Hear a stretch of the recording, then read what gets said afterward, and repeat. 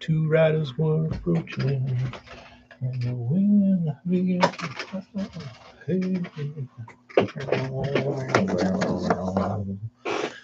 Vince, now what's up, dude? What you doing?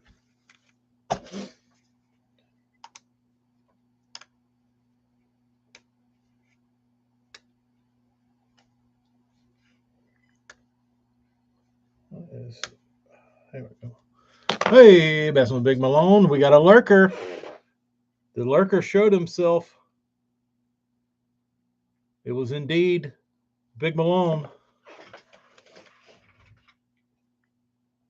Just hanging out, sticking eyeballs on stuff. The youve. The youve. I don't know how dudes. I see guys like I watch what's his dick? Marling Bates. And I watch that dude fill an eye hole up with super glue and put the eyeball in with his bare fingers. And I don't know about y'all, but if you've ever watched any shows about forensics, you know, they can take fingerprints with super glue off of whatever. But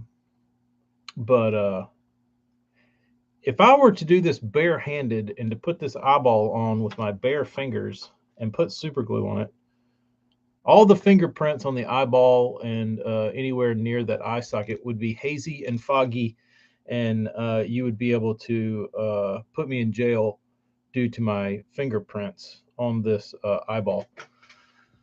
But I see people do it, and they stick it on there, and it looks like perfectly clear, like it never hazes over. I don't know. Brennan, you must literally talk to everybody, dude. Who haven't you talked to? Who's on your list of people to talk to?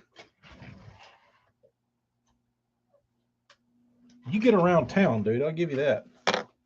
I will give you that. You're a man about town.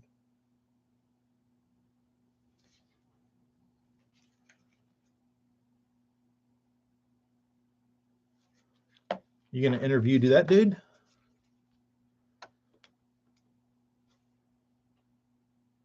Does he do things of that nature? I don't know that I've heard him on like a podcast or anything.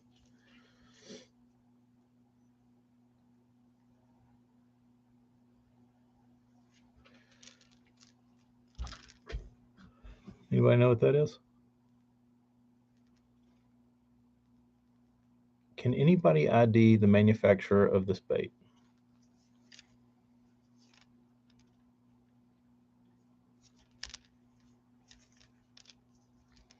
Maybe you can. Maybe you can't see it good enough.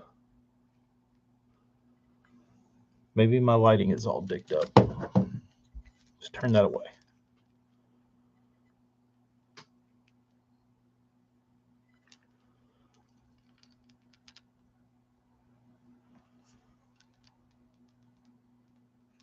Not focusing. Will it focus on my hat? Anyway, I'll let that marinate.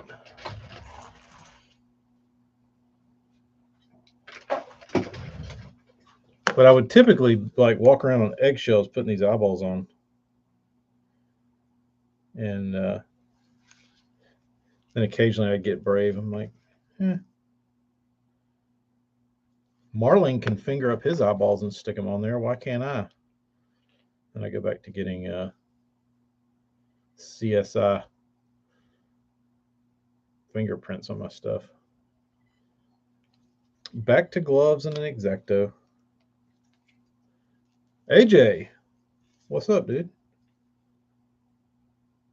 Just the usual. Not sanding, putting eyeballs on stuff. And I realized I'm always in a shortage of strange size eyes. AJ, can you name that bait?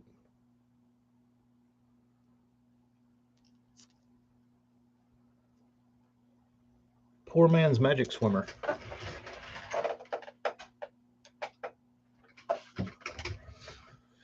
Oh, let's see here.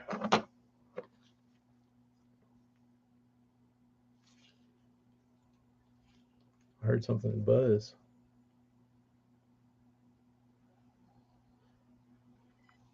All right. Yeah, I say that. I don't really want to because I don't want to do this anymore.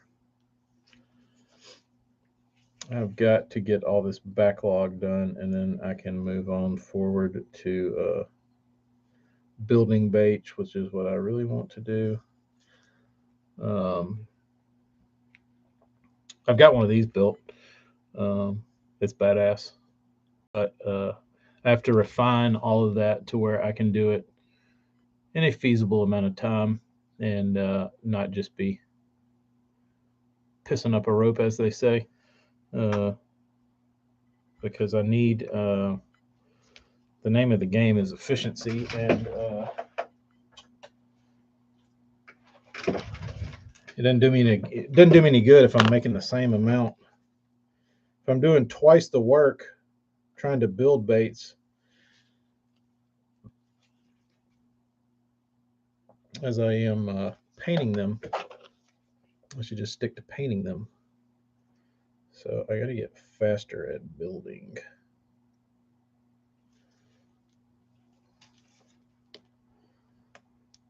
But then I have to stop what I'm doing now in order to do that.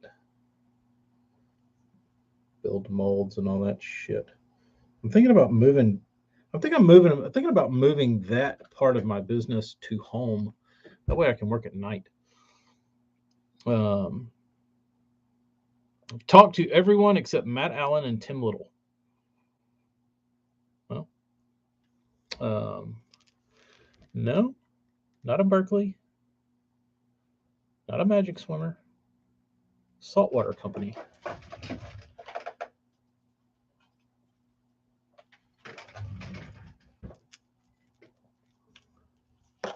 You need to focus on jigs for sure. Jigs and spinner baits.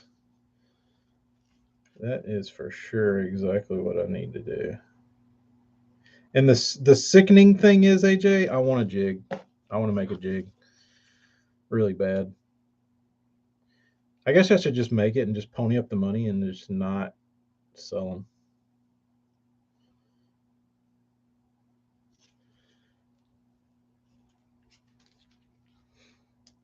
Just do another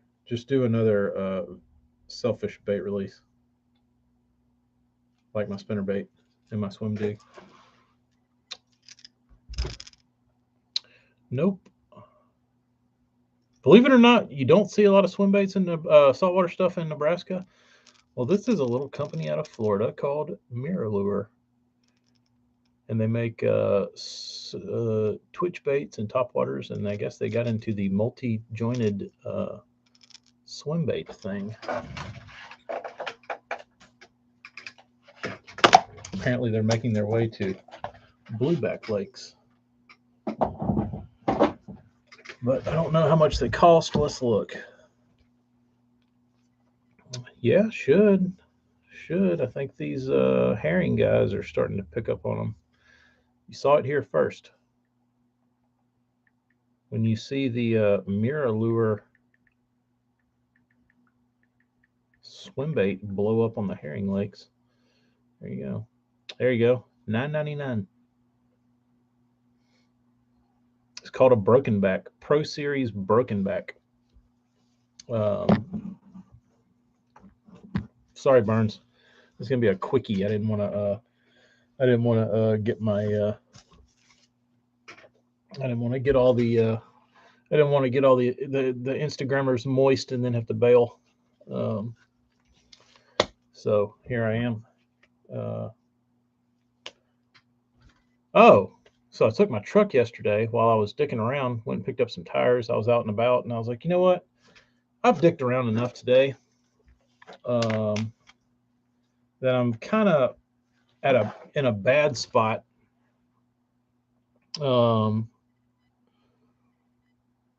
It's kind of I was kind of in a bad spot with painting, because like if I drove straight back to the shop and started painting, like we wouldn't get a whole lot done. Like I could lay some base colors down and get stuff started, but I couldn't finish anything, and that usually bothers me. Like I like to finish stuff. If I'm gonna like fire up the airbrush, I want to get stuff done, not just go in there and spray a little paint.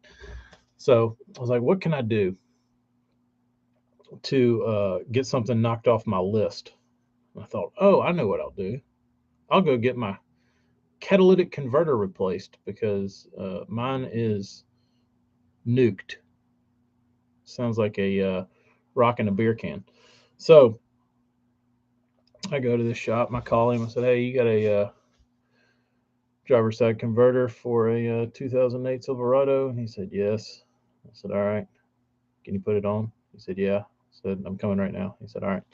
So I pull up, pulls me in the bay, and he starts dicking around with the header bolts, and he's like, "That one's stripped out." I'm like, "Oh, great." He said, "Let me see what's going on with this other one." He's like, "Oh, this one's seized up." I was like, "Okay." And he dicks around with it for a few more minutes, about 10, 15 minutes. And then he walks out, grabs his tools, says a few swear words. Virgin Lakes? No. I mean, if you want to. So he starts moving his tools away from the lift, and minus 5 teeth. Ouch. Too much Mountain Dew. He starts pulling his tools off, and so I get out of the way from the lift, and he starts lowering my truck down. I'm like, "You done?" He's like, "Yeah, that's out of my pay grade." I'm like, "What do you mean?" He's like, "I'm not. He's like, I'm not removing those bolts." I'm like, "Why not?"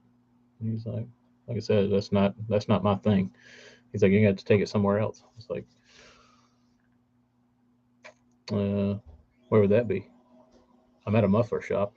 And he's like, had to go to another muffler shop. Well, okay. So he's like, "But you can't go now, because that's going to be a little bit of an undertaking to get those out." He's like, "They're probably going to be drilled out, all of them." I was like, "Oh, that's awesome." And he's like, "Yeah, so I would recommend taking it to a McDonald muffler like in the morning early, so they can get to go on it." I was like, "Oh, great." So my $400 catalytic converter is probably going to double now, and it's going to be a damn hundo a bolt to get those damn things out. So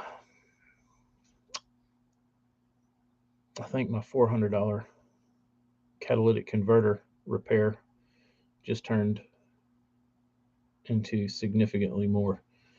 So I was pretty pissed about that. It was the money, but it was also the time that I wasted.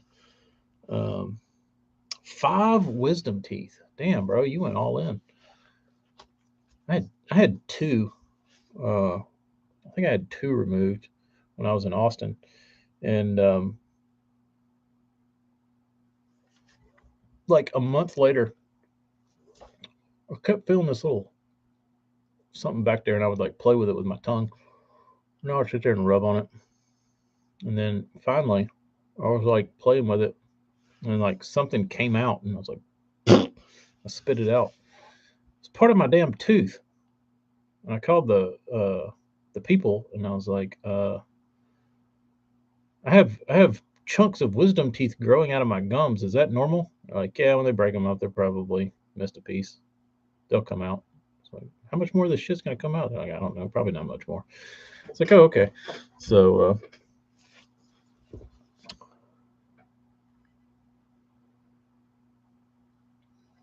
wasn't fun. Wasn't fun. I don't mind the dentist, but I don't like I don't like going to any doctor for that matter. Um, well, Rich, we hope you get better. I know you're comfy in your suckless shirt, in your suckles shirt. Uh, Buddy owns a machine company, retirement on the horizon, and he started mentioning mold making.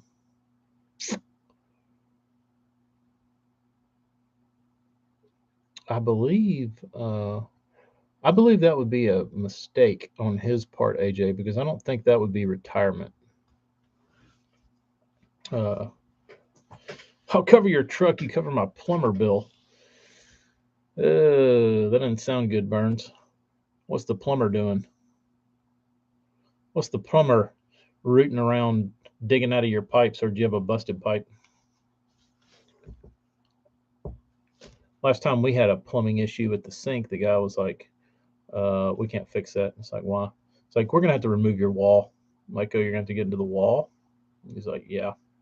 I'm like, are you sure? And he's like, yeah. I'm like, well, this part of the house is on a crawl space, so you should be able to cut that pipe off and then just pull it through the wall to the crawl space and then just put in another section if you wanted to do that. Busted main line. Ouch. Oh, AJ, let me get in on that deal, bro. Let me get in on that deal. Let me get a mold made.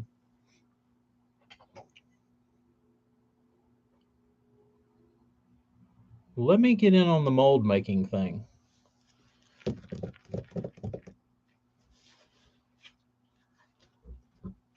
The only shitty thing about that is you'd have to have somebody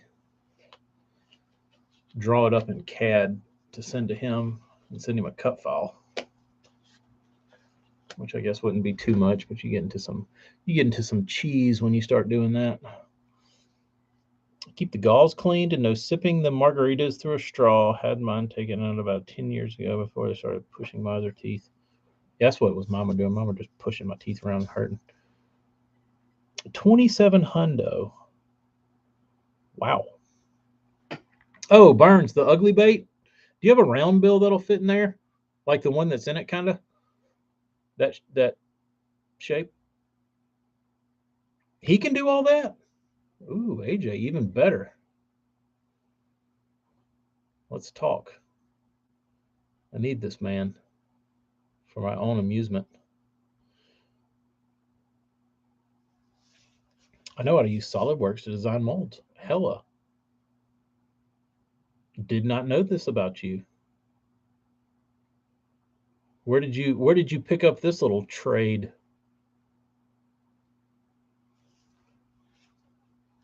Dustin, no.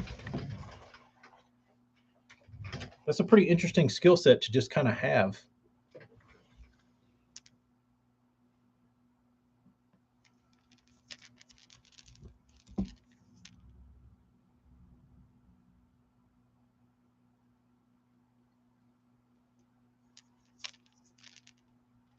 I didn't know that was required of your position.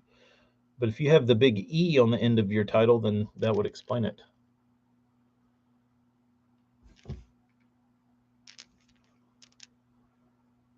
Can't really see it. It's got a lot more going on than what meets the eye. Let's see if I can turn some of these lights around to where you can't see anything.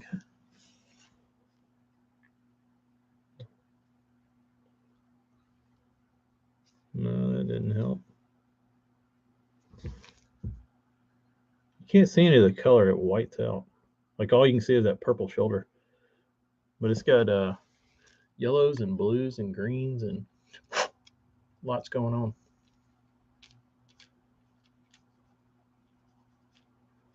But beautiful bait. Like the design isn't great. But a prior special. Yeah, that's a this is the poor man's JP swimmer.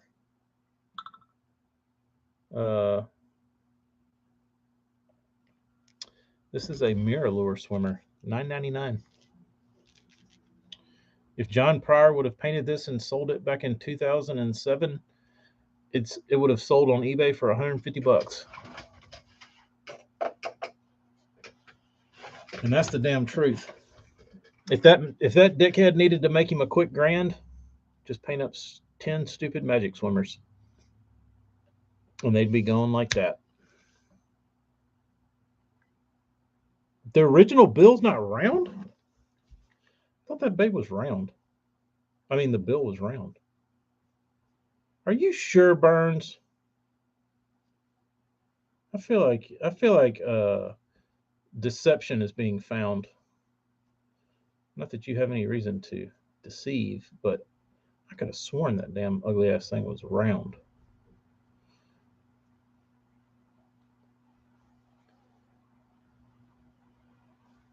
It's a shitty cut bill. Dude, that thing is round. It looks like a bomber lip almost. Sort of round. Okay. I didn't think I was losing my mind. It's ugly. That's for damn sure. Yours look beautiful. They showed up yesterday. But I think the curvature of that bill fits the body profile and the shape and all that good shit. Like it meshes well. Um, Travis Dearman, how are you? South Jersey. What's going on in South Jersey? Is it cold? Is it hot? Are people catching bass? Is the water thawed out? What's new in the state of New Jersey? Um, Travis Stearman, what are you up to? Bassing with Big Malone uses CAD too. Well, shit. I'm surrounded by CAD wizards. We have one nice day till it gets cold again. Then what are you going to do during the nice day? The water never froze, but going fishing tomorrow going to be like 54. So, according to everything I've gathered from the internet, is that with the if it's going to be 54 degrees in January in southern New Jersey, you should be able to go out like all those Massachusetts guys and throw a wake bait in 40-degree water and catch 6-pounders.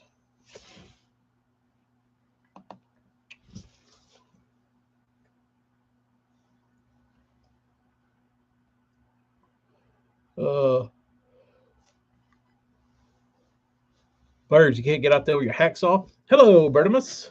How are you? I was thinking about you today when I was watching all my nerd guitar stuff or listening to it.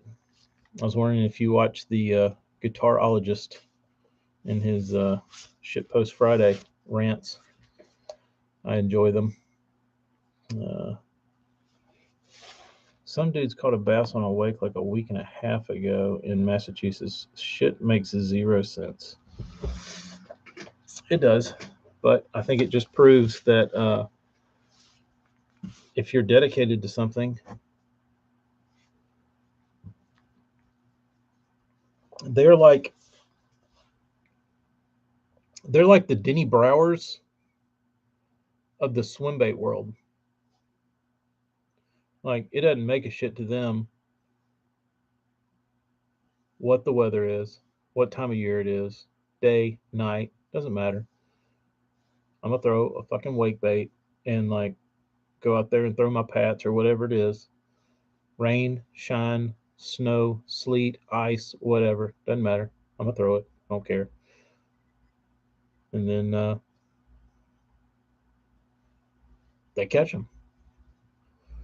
I think it just proves that we don't know as much about fish as we think we know.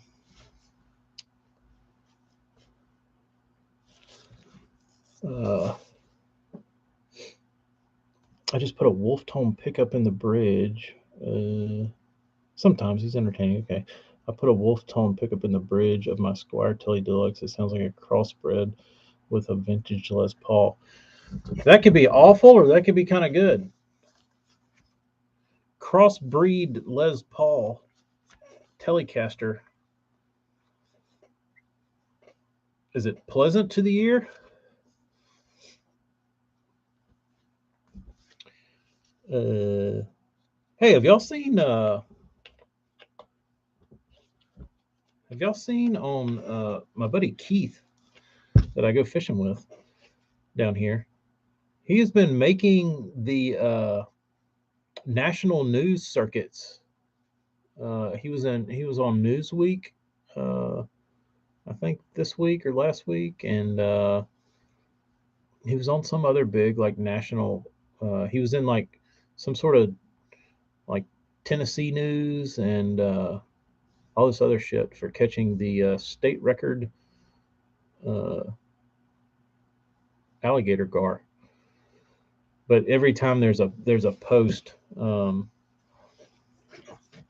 every time there's a post about his state record, all the guys from Texas come out and they're like, "That's a baby." It's like, okay, we get it. We don't have 400-pound gar like you do in the Rio Grande, so give us a break or wherever you catch them. But Texas does have the behemoths. In Louisiana. They have giant gar. They just, I mean, I don't think they just don't grow that big here. Um, but yeah, it always turns into a pissing contest. I caught one that big, 2 weeks ago. You tell me, Sean.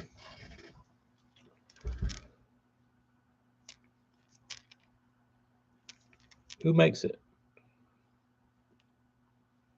You're very, I will say you are very far away from this brand's target audience.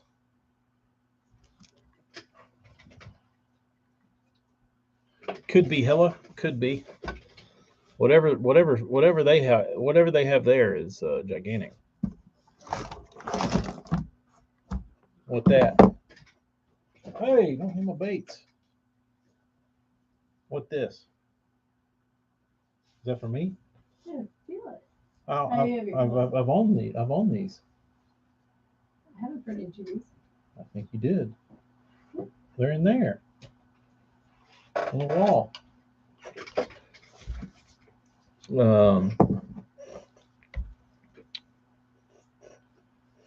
Let's see. I believe what Keith caught was an alligator gar. Alligator gar, Alabama record. Let's see. Yeah, it was an alligator gar. The one they caught. Yeah, it was on Fox News. It was on Newsweek. It was on Indie TV, Outdoor Life, WPMI 15. How about that?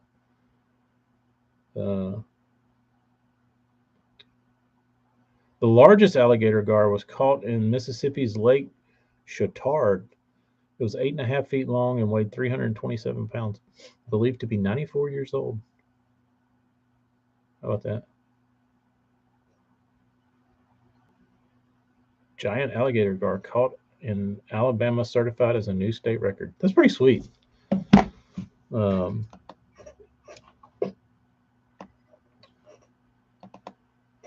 Let's see what the Arkansas record is. Let's see what the South Jersey record is. Jersey, y'all got gar up there?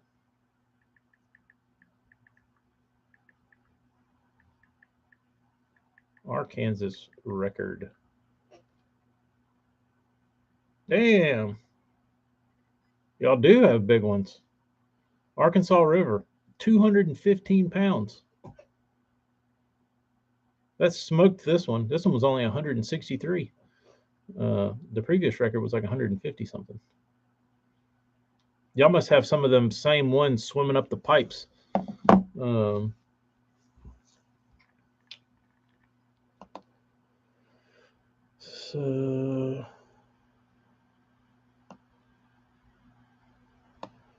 what is South Jersey's? PVC baits. That used to be all the rage on Tackle Underground. Talking PVC wise, no one made a PVC bait. I know Pat's experimented, but it didn't make many of them. South Jersey, get on Tackle Underground and look up PVC. There's been guys building shit out of that stuff for damn 20 years. It has its followers.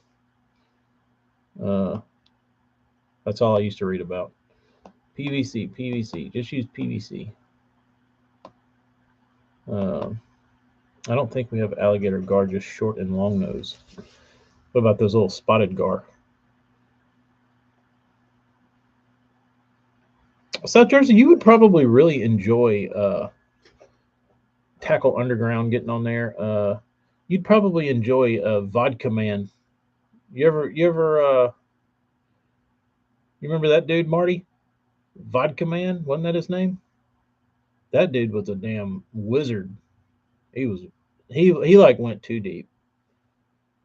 Like he would you'd ask like a question about your bait and he would send you a damn equation that was a page long and he's like, "Well, if you do the Stearman test of dynamics and density, and you multiply pi times the gravitational pull of the water and all this shit," and it's like, dude, I'm just trying to get my fucking bait to swim in a straight line. Like, leave me alone. Vodka Man, he knows some stuff. He does. I guess Brennan, you've probably talked to him as well over in Thailand or wherever that dude lives. Um, are those alligator gar hanging out by the bluegill? Those are probably spotted alligator. It's probably a combination of a couple different kinds of gar. Um, yes, never understood anything he talked about. Virginia's gar record is only 25 pounds. Bass is 16. It's pretty impressive. Pretty impressive. Uh, Sean, they actually had a they actually had a they had a gar wash up on the beach down here on the in the bay, and it was called a Gulf sturgeon, and it was huge. It's like hundreds of pounds, but they're supposedly pretty rare. Um, Looked it up. They caught a 40-pound alligator gar in Kansas for the first recorded alligator gar catch. How about that? Um, Not native. What are the catfish records? I don't know. Let's see what Alabama's catfish record is. We'll look up blue catfish Alabama record. 120 pounds caught at a Holt Reservoir on the Warrior River. How about that? 120.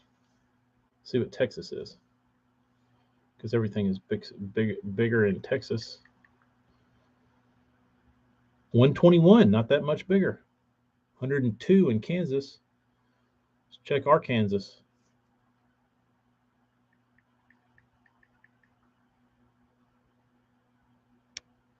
116. They're lacking. Let's look up world record. Um, Mostly a southern fish that prefers flowing water. Who is this guy? Virginia. You're right, Big Malone. Virginia excels on cats. 143 pounder. There you go.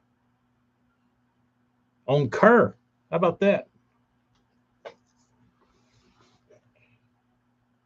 Georgia checking in with 110 pound blue cat. That's a large one. Oklahoma has the biggest, you say? On average?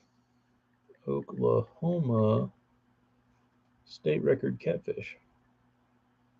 Nah, it's a little old 98 pounder, dude. A little old 98 pounder. They can't even get a triple digit. Unless they got lots of 98 pounders.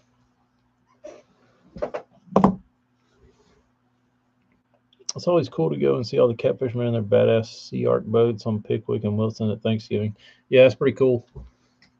Record bullhead. Let's look. Alabama bullhead record. What is yours? 733. We've only got a 4-pound 3-ouncer from a private pond in Lee County.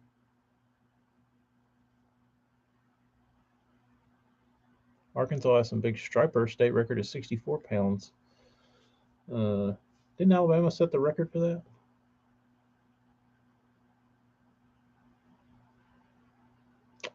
For landlocked striped bass, 69 pounds 9 ounces on Bankhead. Yep.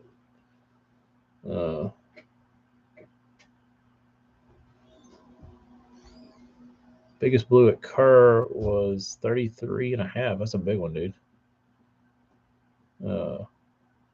We're the best. Kansas owns bullhead.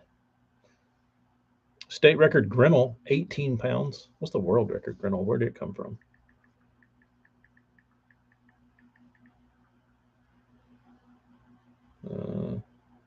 Maybe I need to look up bowfin. Wow. South Carolina. Oh, that's inches. 21 pounds. I would like to see that. That's probably my favorite fish. I wish Google would quit asking me to sign in. Wow, 21 pounder. That's incredible. They caught some stripers in Arkansas up around 68 that weren't eligible for the record books. Was it how they caught them or was it the fish? Nebraska state record striper is just shy of 65 in a lake where they weren't stocked. That's interesting. Dude, what was weird in there's a lake here that's like down there in Gulf Shores called Lake Shelby, and it's like right across the street from the beach. And I guess like during storms and stuff, like the surge pushed fish in there, and apparently it's got a pretty healthy, like it's got bass in it, and it's like very bassy looking. It looks like you were fishing like a lake in Florida. It's got grass and like reeds all around the bank and like cattails and shit. Real like tannic colored water. You'd think you were in Florida. But it's got damn redfish in it. Pretty sweet. But there's some lakes in Texas that they stocked redfish in that are freshwater lakes. 44-pound striper.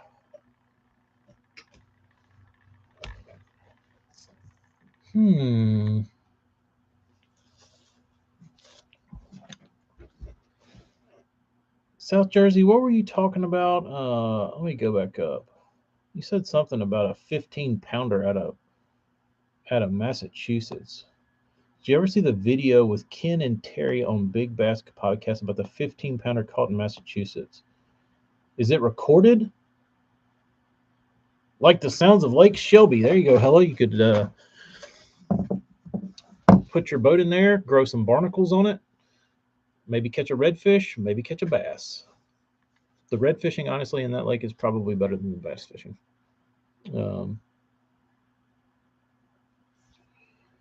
That's pretty gigantic, dude. That is pretty gigantic. I think the state record here is 16.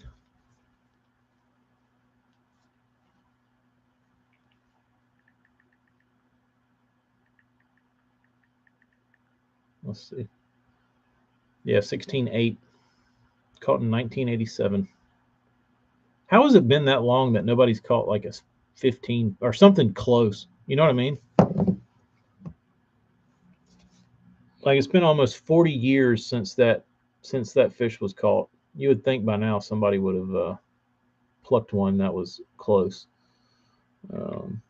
Caught through ice. That's really interesting. How long ago was that, Matthew?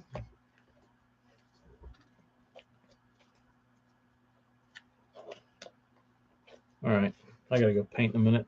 I've got 4 minutes. I've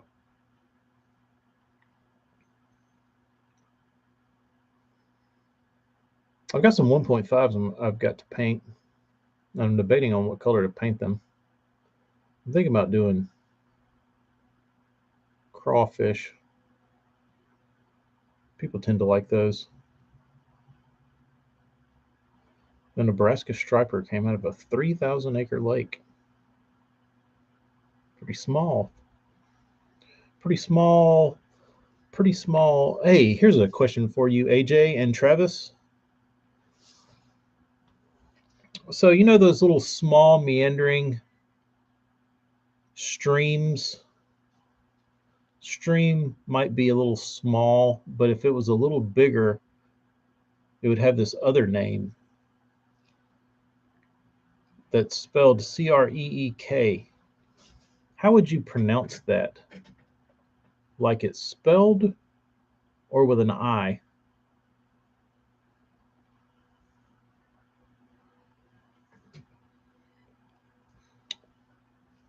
Hell, I know you say creek. Travis says creek. All right, just curious because where we travel, it's creek country.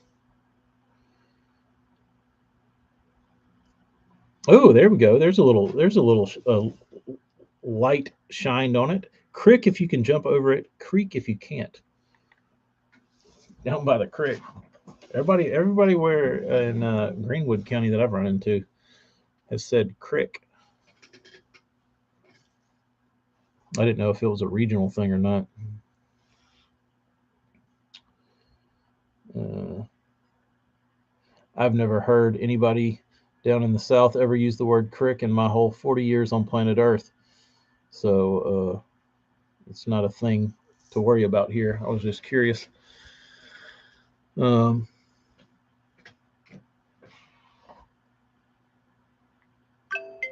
yes. From Yonkers, New York, site visitor. Hello, welcome. Uh,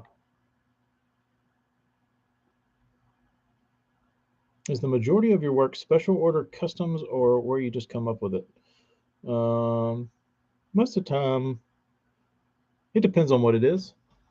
If somebody sends me a bait, it's typically I like to be given an idea. Otherwise, I just sit there and stare at it because I'm trying to think for them and like think what they would want, or like what they wouldn't want, or anything like that.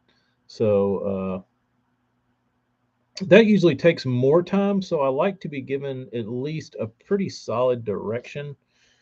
Um, so I don't just like throw shit up against the wall. Um,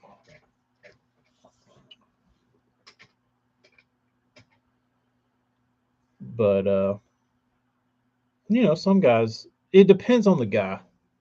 If I know them and I know they really don't care and they say just do something, I just do something because I know that person will be happy. If I've never done the work for somebody and they're like, "Oh, let me just do whatever," like, that's not really gonna work because uh, sure as shit, as soon as I like just do whatever I want, uh, they're gonna go, "Hey, I don't like that." Well, should have told me what to paint. Which that I've only had one guy that like verbalized that gave me free reign to do whatever I wanted, was that said, that's not really what I had in mind. Like, well, you didn't tell me what you had in mind, so we're at a crossroads here. Dealer's choice is tricky. It's fun at times and good stuff comes out of it. But like I said, I typically need to know who the person is. Um, Hayden, I've done a bunch of tilapia patterns on glides. When Mike went to the classic in Texas a couple years ago, up there in Dallas, I painted up a bunch of his glides in a tilapia pattern that were really sweet. Um, but yeah, I've Travis, I did. They're good looking, good shape. Dealer's choice produces the finest work. It can, yeah, it can. I typically, uh, because it's usually very one-offish and like not typical of what I would usually do. Um, I think when you tell someone that it's their choice, you got to give them a hint or what you like, more like shed pattern skills. Yeah. Because you get to paint what you're interested in and not what you're forced to. Very true. Very true. Travis, did you? I guess you missed the catalytic converter part of the story, where I tried to get my. I picked up the tires, and then I decided I was going to go make use of the rest of my day and get all my truck shit out of the way. So I went to get a catalytic converter put on my truck, and I pulled up to the dude's shop, and he was like a mom and pop shop, and I wanted to use him because I figured it would like I would rather pay him because the money would actually mean something and not just to like some like you know chain or giant local place that doesn't really need the business. So went to him, and he rounded off the first bolt off the header, and then said the next one was seized up, and then the other one was like dicked up. The threads were dicked up. He's like, so he just like dropped my truck down and was like, yeah, taking to somebody else. I was like, thanks, glad I came here. Um, a Missouri crawl.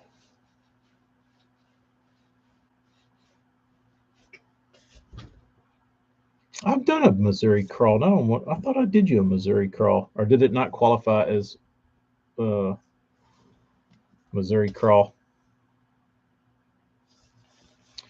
Sean, I love alternators going out because I can actually get to them and they're easy to fix.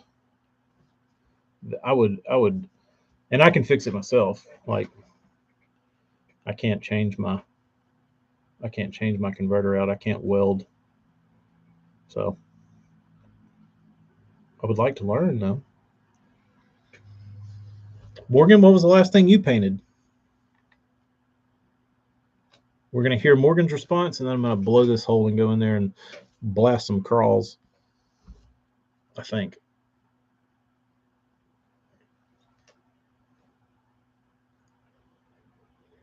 Missouri crawl. What is that's or is that Texas crawl? I don't know. The wart. Did you see the guy that had his car in the shop and had the razor wire all around the cat? No, I did not. I wish some crackhead would come and cut mine off. That would help. That would save me a little trouble. It would make it easier to get to the damn bolts.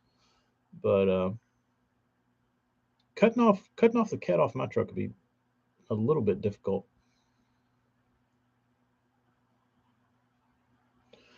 Ooh. Calling all meth heads, come do me a favor, and while you're at it, cut my header bolts off. South Jersey done lots of rusty crawls. Done lots of rusty crawls.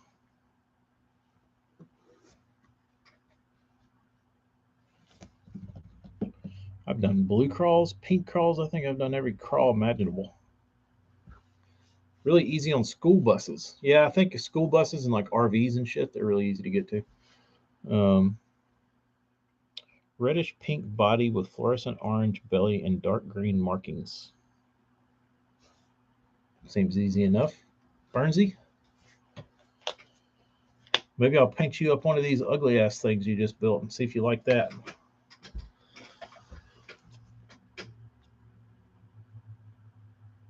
All right, dudes. I'm out of here. We got to go to a king cake competition tonight. And my mother comes over and says it was a shit show last year. There was people everywhere. So we'll see. We're going to take the bean and the mouse down there and see what they think about the king cake. The king cake expo. There's supposed to be 22 different vendors all giving out samples of king cake. Bean's gonna OD. She's gonna be a damn monster tonight. Mardi Gras begins. You're right, Bert. Bean loves it. We have to pretend Mardi Gras in our living room at night.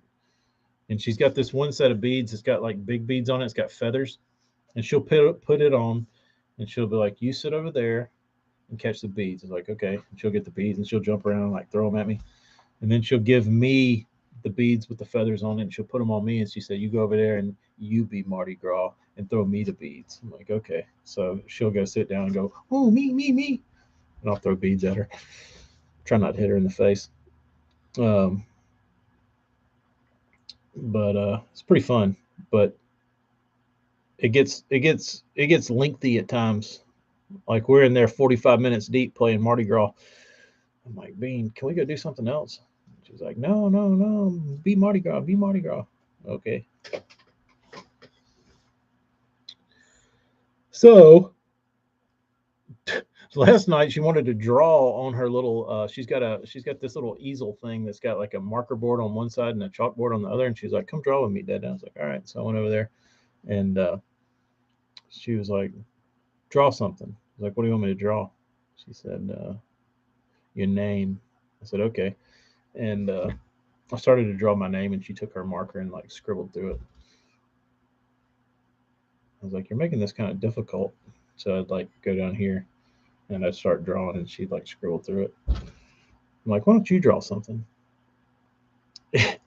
And she got her marker and she started drawing. And I said, "What are you going to draw?" And she said, "A foot monster." I said, "Okay." So she starts drawing, and then I start scribbling through it. She goes, "Hey, you messed up my beautiful art." I was like, "Whoa, sorry, sorry."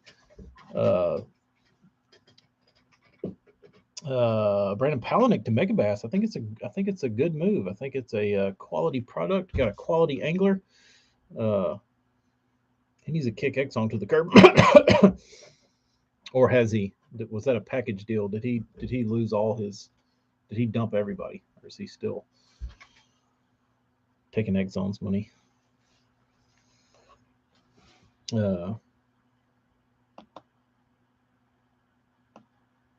oh yeah, South Jersey. I did see that on Universe yesterday. The dude, or a couple days ago, the guy from Bass Pro Shops was talking about their new Glide that's like $20. It's not the best to look at, but supposedly the swim's pretty decent.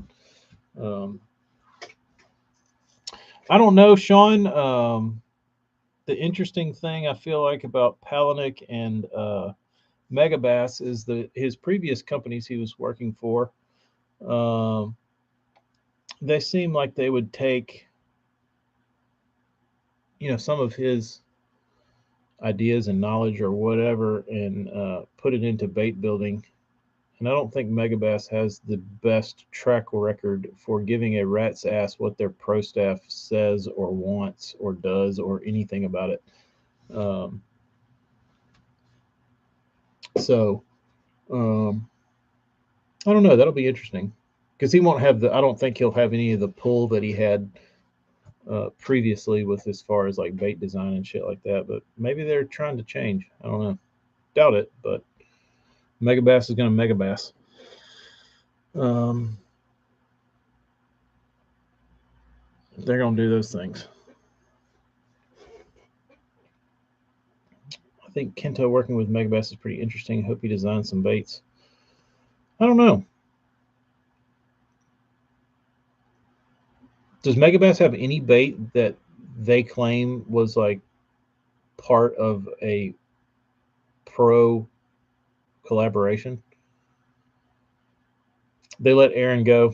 They ain't listening to BP. Correct. Yeah, I don't foresee that. I think it's just a it is considered one of the top quality brands in the industry. So at his point in his career, it looks good on his resume because of where he's at. Um, had Edwin. Um,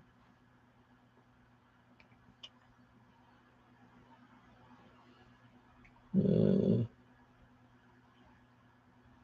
who helped with the mag draft? Like they don't have a bait with a pro's name on it, right? That gets royalties for the bait, or gets some piece of the pie for it being like part of their design. Correct me if I'm wrong.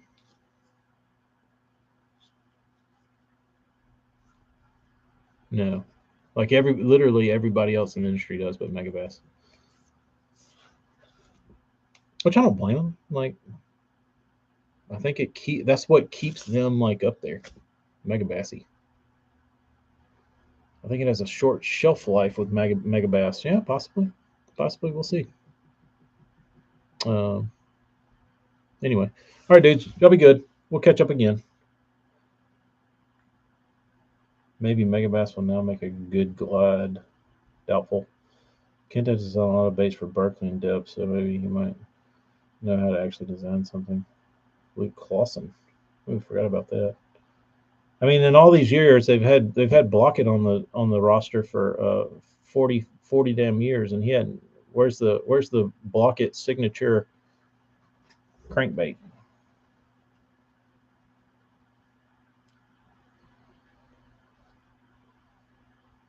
Uh, I would think, I don't know, because it's another JDM company, they probably might let it slide. They did signature rods. Hmm, interesting. Blockett charges like a JDM for his jigs. That's funny. You learned from the best, I guess. All right, y'all be good. See y'all. Just kidding. My SB Megabass are Luke Clausen. Blockett also claims he came up with the 110. Supposedly Blockett helped with their jerk baits, but you don't see his name on any. No, you don't read about it on the package or any. I've never. I mean, they probably asked him a few questions just to make him feel good and make him feel like he was like part of something, but the bait was already like designed in production. You know what I mean? Like, does this look good? Like, yeah, maybe you can move the hook hanger up. And they're like, okay. Maybe make the dip. Maybe make the lip a little longer so it dives a little deeper. Like, okay, we'll do that. See y'all.